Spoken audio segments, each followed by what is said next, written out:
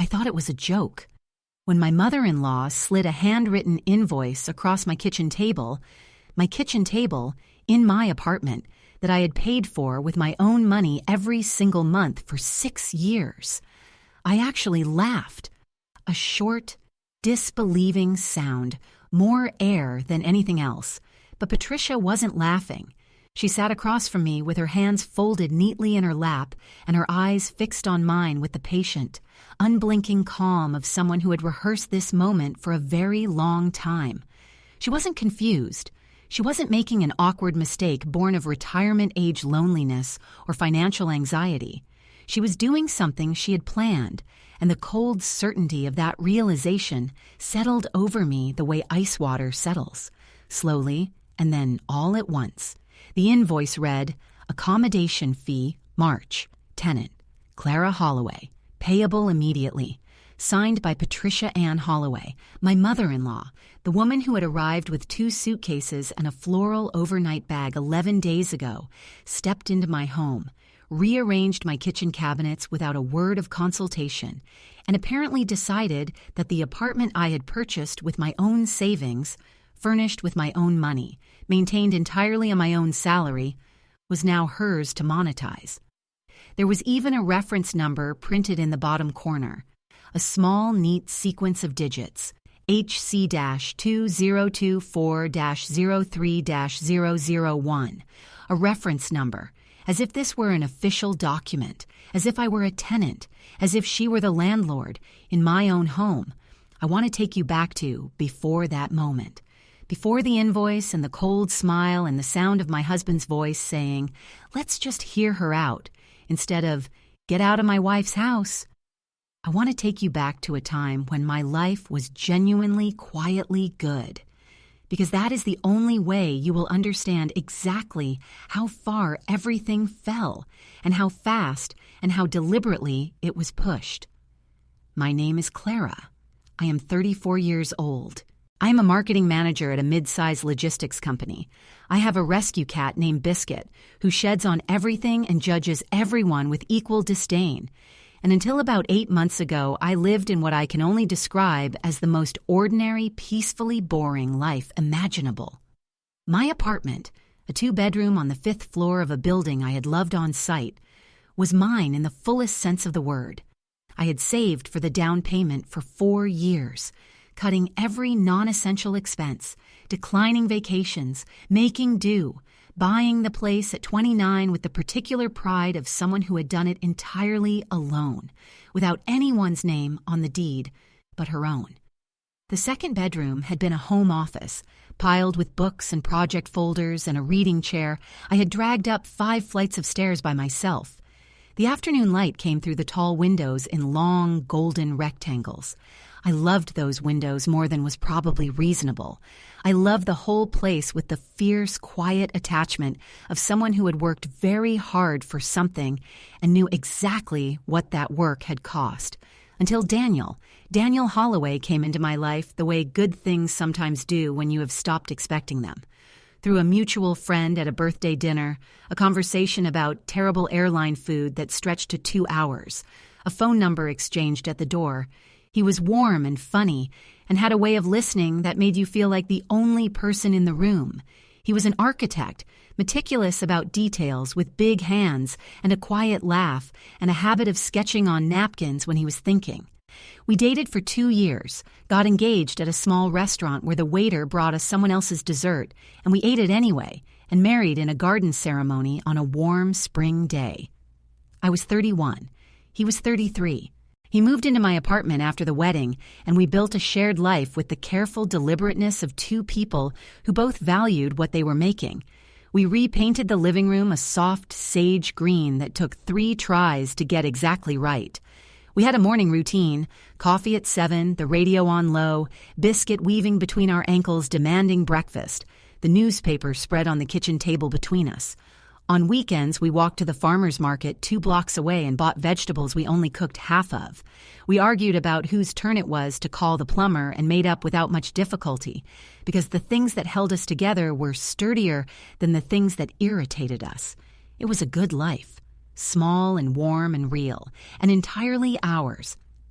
Patricia lived in a town 4 hours away and existed mostly as a voice on Daniel's phone in the evenings. Calls that lasted 45 minutes and left him slightly quieter than before, in a way I learned not to ask about directly.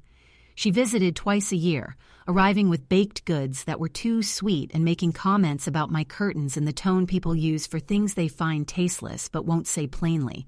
She called me dear in a way that never quite landed as affection.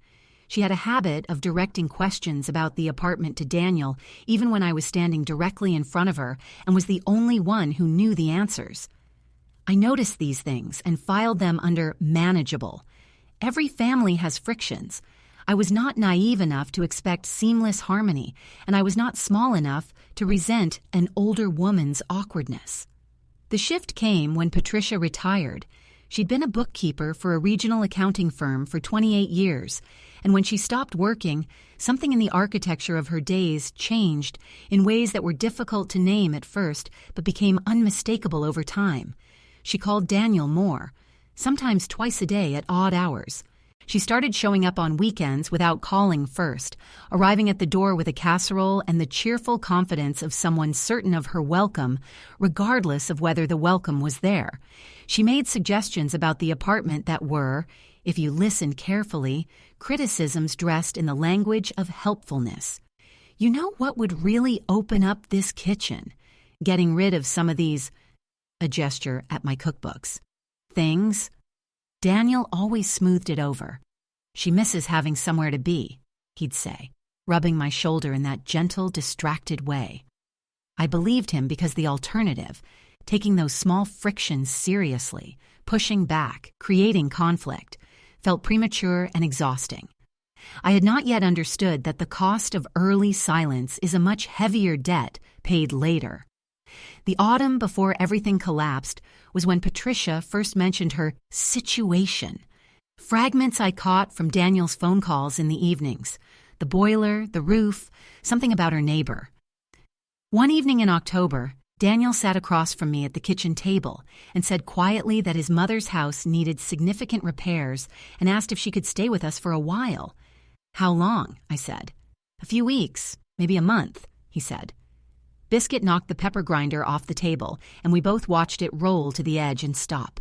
Okay, I said. 1 month. Said it in the voice of someone who believes a stated limit will hold. I was not yet the person I would become. Patricia arrived on a Wednesday in late October with 2 large suitcases, a floral overnight bag, and the composure of someone arriving somewhere they intend to stay. I came home at 6 to find the guest bedroom already rearranged, my off-season clothes moved to the hallway closet without asking, and Patricia at my stove in an apron I'd never seen, stirring a pot. The apartment smelled of onions and something heavier, like a different version of my life had walked in and made itself at home. I'm making dinner, she said, not turning around. I found lamb in the freezer. You really should label your packages. I had no idea how long it had been in there. The lamb was from last weekend, I said. She stirred. She did not turn around. That first week was difficult in the way only polite conflicts are difficult. Nothing said directly, but the pressure constant and everywhere, like humidity in a closed room. She reorganized the bathroom cabinet, moving my skincare to the lower shelf and installing her own collection of amber bottled creams at eye level. She rearranged the kitchen for efficiency, which meant I could find nothing. She watched television with the volume slightly too high, a habit I found maddening in the specific way that only small, repetitive things can be, not dramatic enough to confront, but persistent enough to wear you down. She asked questions about my schedule with an interest that felt less like curiosity and more like reconnaissance. One evening, she looked up from her crossword without preamble and said, "You get home at 6 usually, and Daniel's in by 7, so the apartment is empty most of the day." The apartment is empty.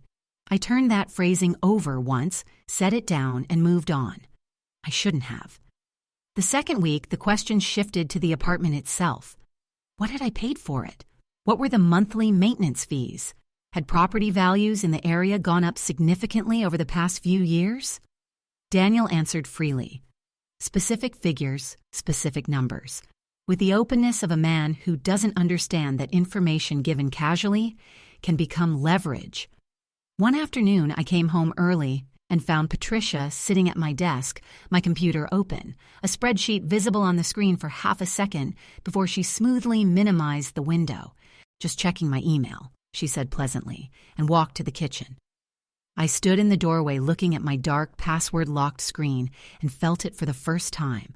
Not alarm, but something colder and quieter. The first stone of dread dropped into deep water, sinking slowly. Daniel shrugged it off that evening. I let myself be partially reassured, which is a different thing from being reassured. In the third week, Patricia had a long phone call in the guest room, with the door closed. Over an hour, a low, steady murmur through the wall that had the quality of a negotiation rather than a conversation. When she came out, her manner had shifted, brighter, more deliberate, as if she had just received confirmation she had been waiting for. That evening at dinner, she asked whether Daniel and I had ever thought about formalizing the living arrangement, now that she was here, for the foreseeable future. Daniel said, "Let's wait on the repairs first." She smiled. The smile moved her mouth and stopped there. "I want to tell you about Patricia Holloway's eyes. Pale gray, the color of sky before rain, and very, very still. Not cold. Cold implies absence, and these eyes were never absent. They moved around a room the way a chess player's eyes move across a board, registering positions, calculating distances, planning moves that were 3 turns ahead of the current one. I had told myself it was the sharp attentiveness of a woman who had lived alone a long time. I understand now that what I was watching was strategy. Every question about property values, every reorganized cabinet, every deer that didn't quite land as affection, none of it accidental, all of it building towards something I had not yet seen. When I came home 3 days after that dinner to find the hallway photographs rearranged, a childhood picture of Daniel that Patricia had brought now occupying the center position where our wedding photo had stood for 3 years, I said something to Daniel. "It's just a photo," he said. "It's my apartment," I said quietly. "And she's my mother," he said, in the tone of someone who believes those two facts should neutralize each other if placed in close enough proximity. They don't. They never did. 10 days after that rearranged shelf, Patricia slid the invoice across my kitchen table. The paper was cream-colored, thick, formal correspondence stock, not something grabbed from a printer.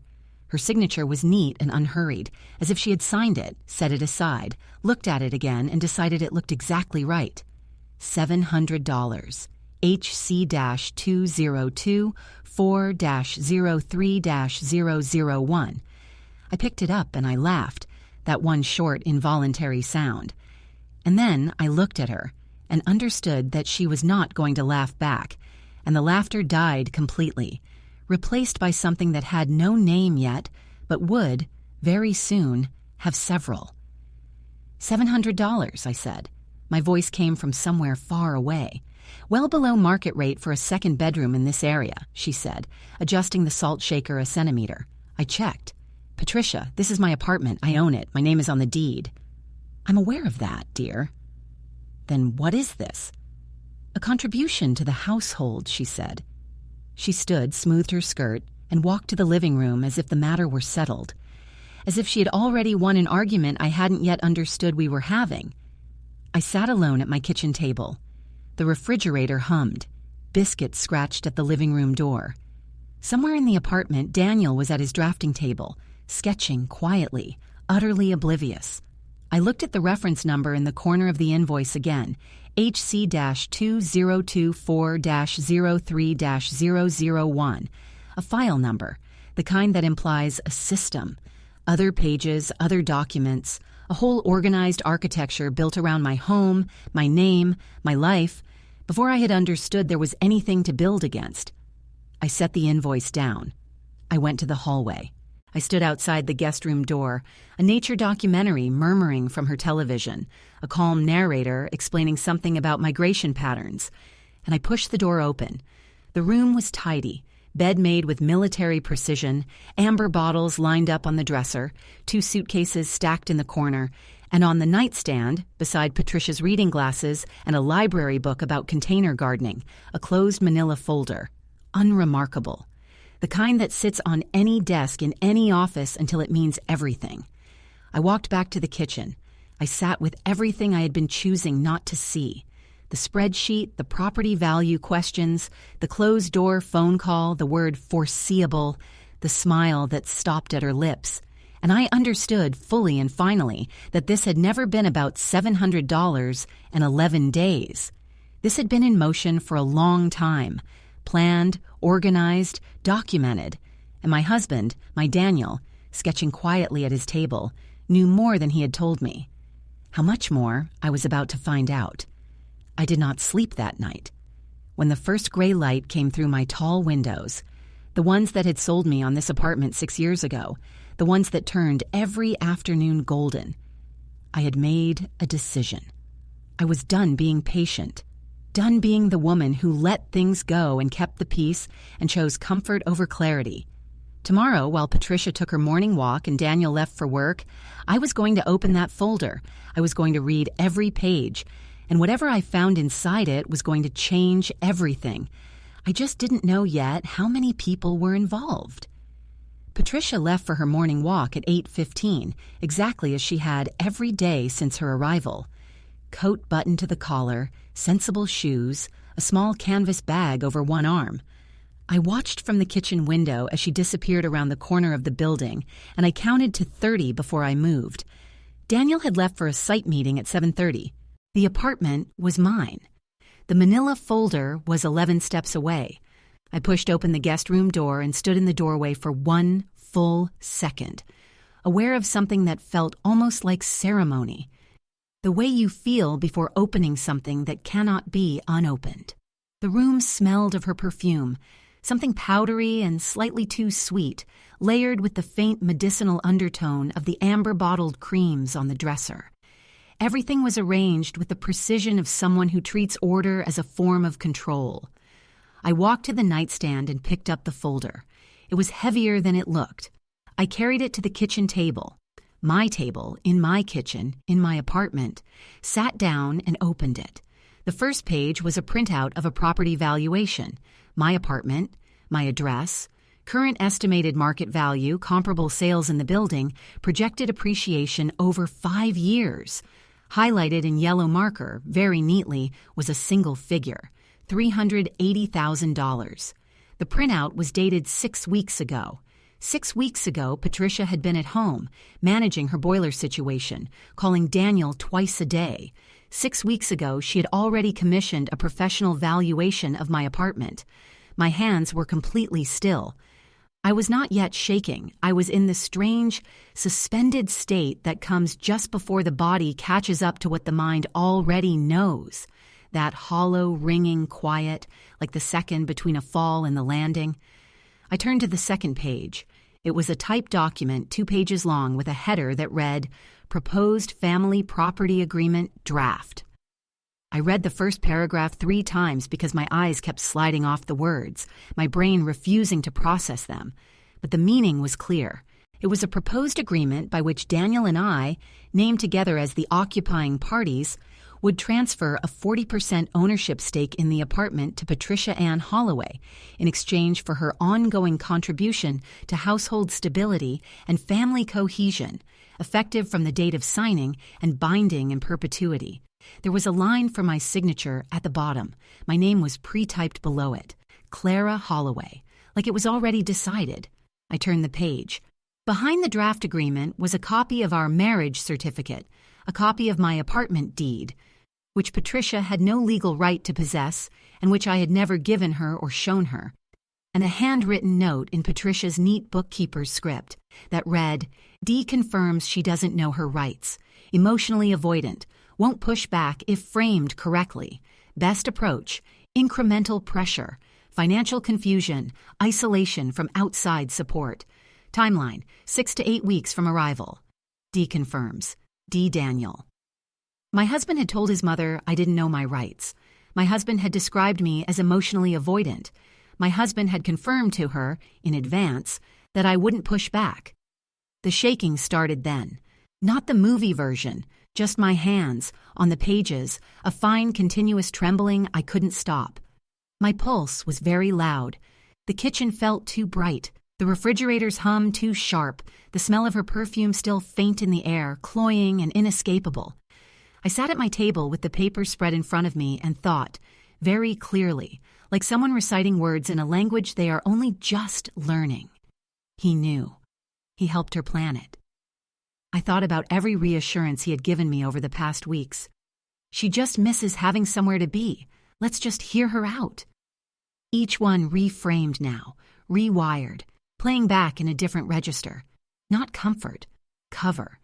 He had been running interference while his mother organized the documents and waited for the right moment. I closed the folder.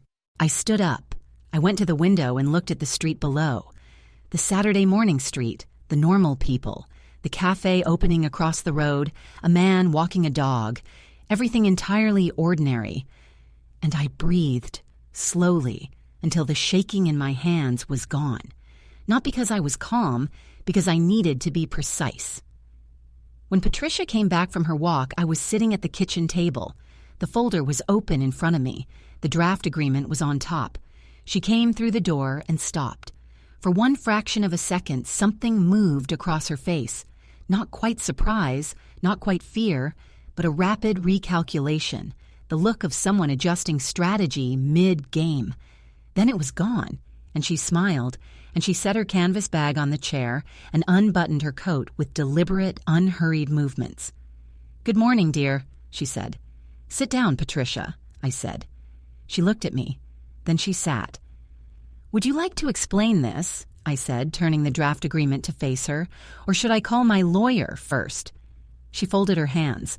"I was going to discuss that with you and Daniel together," she said, in the tone of someone disappointed that a surprise has been spoiled. "You were going to discuss a document assigning you 40% of my apartment," I said, "that you had drafted, without my knowledge, using a copy of my deed that I never gave you. Daniel provided the deed." Those 3 words dropped into the room like something heavy dropped from a height. I heard them. I absorbed them. I did not react because I was saving my reaction and because I had already known. Hearing it confirmed was not a surprise so much as a door closing on a room I was already halfway out of. "I see," I said. "Clara." She leaned forward slightly and her voice shifted to something warmer, the voice she used when she needed something. "I know this looks dramatic, but think about it practically. I've given up my home to support this family. I cook. I clean. I manage this household while you're both at work. It's only fair." "You've been here 11 days, I said. "The principle still stands." "Patricia," I said, and my voice was very quiet. The kind of quiet that has nothing to do with uncertainty. "The principle that stands is that you have no legal or moral claim to any part of this apartment. It is mine. I bought it. I pay for it. And whatever my husband told you about my supposed willingness to not push back was wrong." I touched the handwritten note, her handwriting. He was wrong about that. Something shifted in her eyes. The calculation recalibrated. "You're being very emotional," she said. "I'm being very clear," I said. "There's a difference." She stood up and smoothed her skirt. That gesture again, the punctuation she used to signal that a scene was over on her terms. "I think we should wait for Daniel," she said. "I think you should pack your bags," I said. She stopped smoothing her skirt. "Excuse me. You heard me."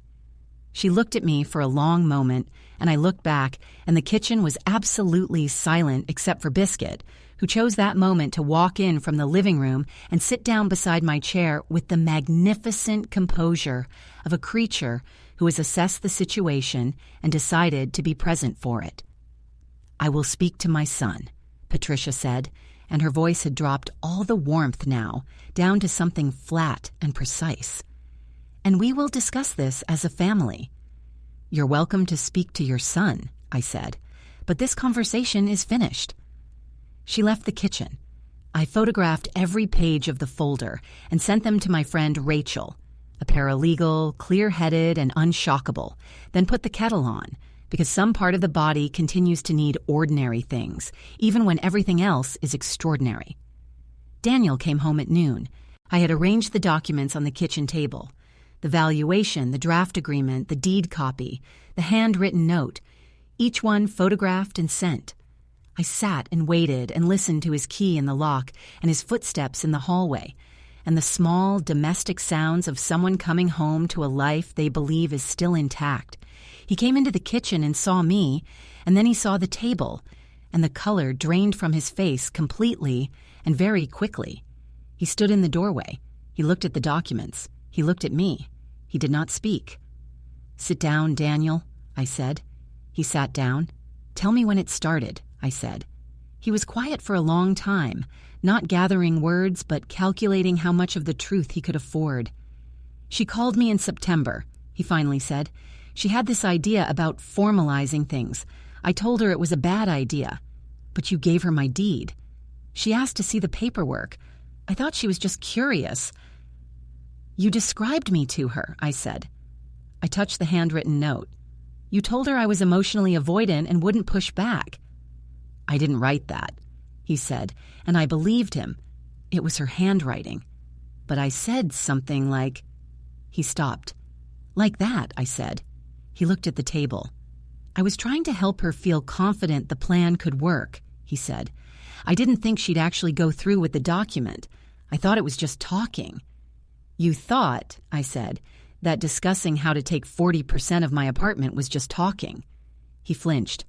"I didn't want conflict. I wanted everyone to be okay." "Everyone wasn't going to be okay," I said.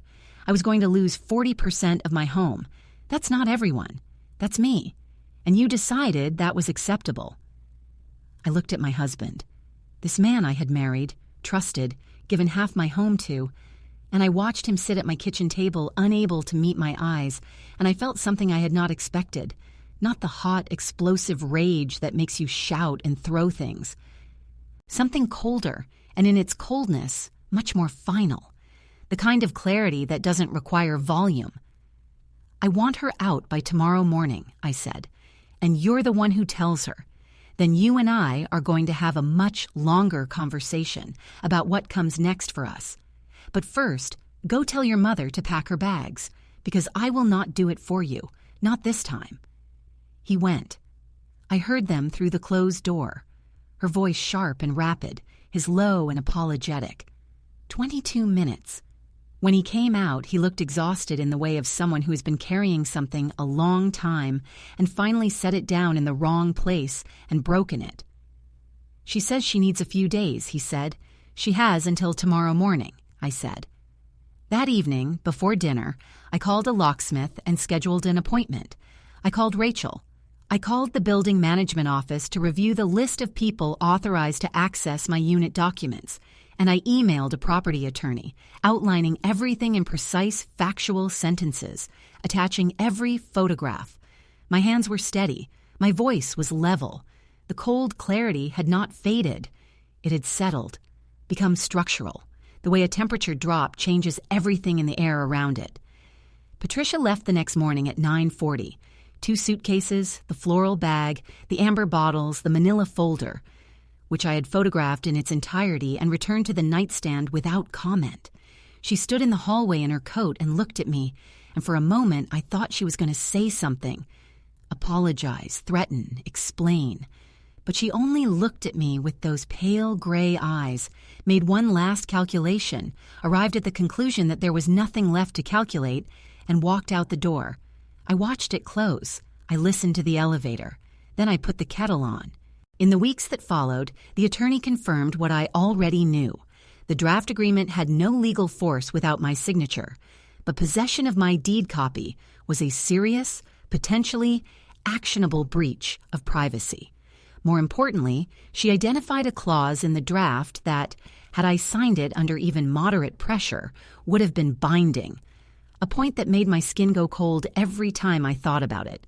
The invoice, she noted with something almost like amusement, was so legally baseless as to be almost impressive in its audacity. Daniel and I had our longer conversation, several of them over many evenings, some very hard.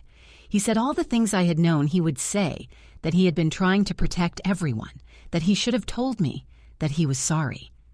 I listened to all of it. I believed parts of it. Trust, once examined and found to have a crack running through it, does not simply return to its original shape because the person who cracked it is sorry. It has to be rebuilt, slowly from different material. We are still working on that. I am not certain yet what we are building. What I am certain of is this. 3 months later, on a Saturday morning in June, I stood at my kitchen window with a cup of coffee. My kitchen, my window, my coffee, my light coming through in those long, golden rectangles. And I thought about Patricia, sitting across from me with the invoice in her hand, certain she had already won. I thought about how close she had come.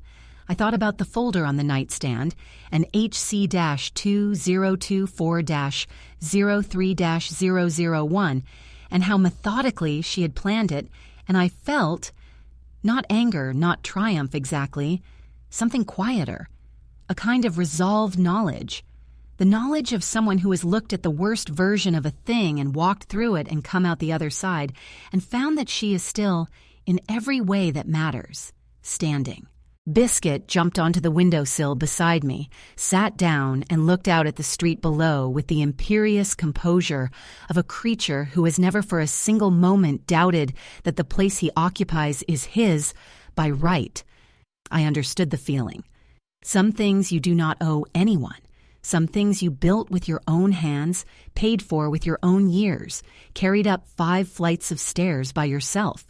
And when someone slides a paper across your table and calls it a contribution to the household, you do not apologize for what you know. You do not soften your voice or smooth things over or wait for someone else to defend what is yours. You say, I know exactly what this is, and it stops here.